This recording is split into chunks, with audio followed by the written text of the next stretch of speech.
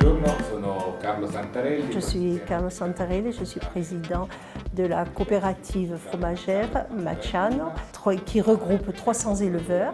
Alors 300 éleveurs qui amènent leur lait, il est transformé en fromage et vendu dans l'Italie. L'entreprise compte 80-85 indépendants et aussi beaucoup de saisonniers, mais qui travaillent toute l'année. Alors, ils font un chiffre d'affaires de 17-18 millions d'euros à l'année. Leur plus importante production est celle de fromage dénomination d'origine protégée, en particulier le pecorino toscane, le fromage de brebis. Alors, ces 3 dernières années, la production a baissé de pratiquement 30%. D'un côté par un problème saisonnier, mais aussi par les attaques des loups, l'influence des attaques de loups. Voilà. Alors, outre les problèmes de fertilité dus au dérèglement des périodes de chaleur des bêtes, il y a aussi il y a aussi eu beaucoup d'avortements. Et bien sûr, quand il y a avortement, il y a moins de production de lait. Voilà, du fait qu'elle a avorté, elle ne donne pas de lait. Donc il y a tous ces points.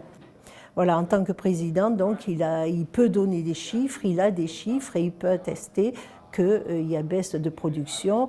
Et ça se répercute sur la baisse de fabrication de fromage, sur la baisse de vente de fromage et même de ne pas pouvoir répondre à la demande. La majorité serait due au loup, la majorité de baisse de production.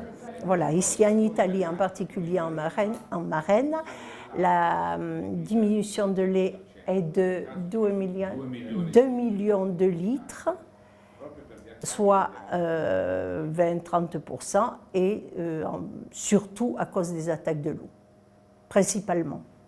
Voilà, en parlant des prédateurs, on parle du loup, mais on parle aussi des hybrides. Il y a beaucoup d'hybrides. C'est justement les hybrides qui donnent le plus de problèmes, parce que le loup lui-même a été dans cette zone, dans une zone neuve, mais ce territoire n'est pas adapté à la présence du loup.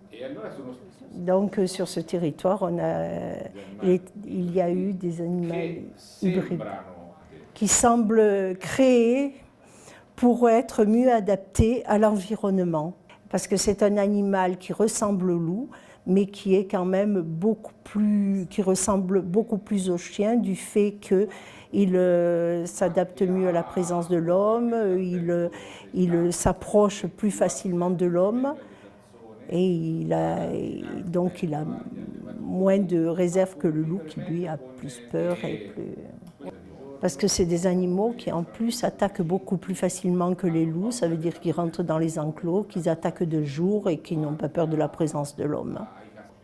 Alors les chiffres qu'il a donnés sont spécifiques aux éleveurs de sa société, mais on peut dire que c'est valable pour toute la Toscane. Sur toute la Toscane, on peut parler d'une perte de 10 millions de litres de lait sur toute la Toscane. Questi 3 anni passati, sur les 3 dernières années. Ça, c'est ce qui concerne les attaques de loup.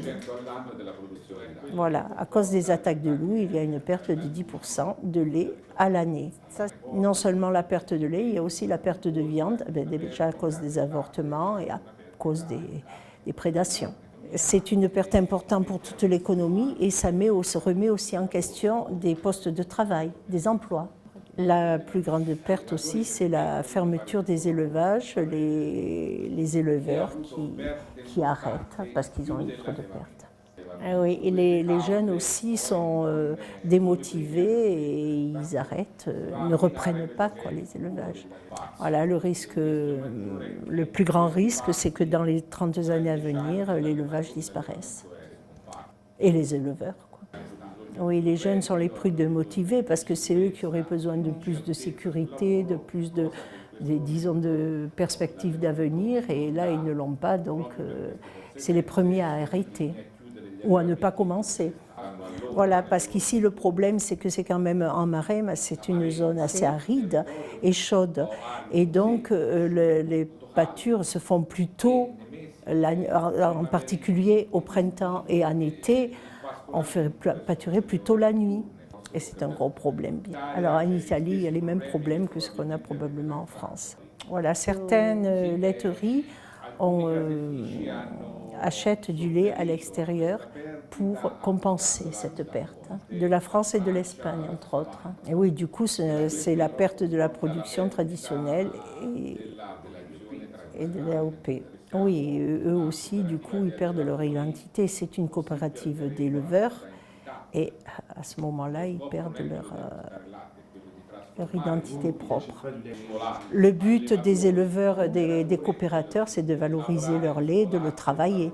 La zone de production du fromage pecorino toscan. Pour faire une production de fromage DOP, il faut acheter le lait à l'intérieur de cette zone. Voilà, en dehors de cette zone, bon, c'est possible de faire du lait, mais ce n'est plus à domination DOP. Donc c'est un fromage général. Ils espèrent qu'ils pourront faire quelque chose pour le problème du loup. Sinon, ça sera très difficile de compenser la perte économique que tout cela comporte. La présence du loup entraîne l'abandon des territoires qui ne peuvent plus être pâturés. Hein, et du coup, ils sont abandonnés. Et ça donne aussi une image négative pour l'aspect du côté touristique. Il y a aussi l'aspect touristique. Les gens viennent, trouvent des beaux territoires et qui risquent de ne plus être le jour où c'est abandonné, ça sera en friche. Donc il y aura un attrait moindre. Oui, voilà. C'est pas, ils ne pensent pas que cette perte soit compensée par le tourisme ou autre chose, parce que justement, c'est cela qui fait l'attrait touristique. En Italie, il y a des chiffres, mais qui ne sont pas peut-être pas définitifs, mais exacts, parce que les éleveurs ne déclarent pas toutes les pertes à cause des frais d'équarrissage. Donc les chiffres ne peuvent pas être vraiment exacts. Oui, ici aussi en Italie, il y a une volonté de ne pas trop donner d'informations parce qu'on veut cacher un peu tout ça.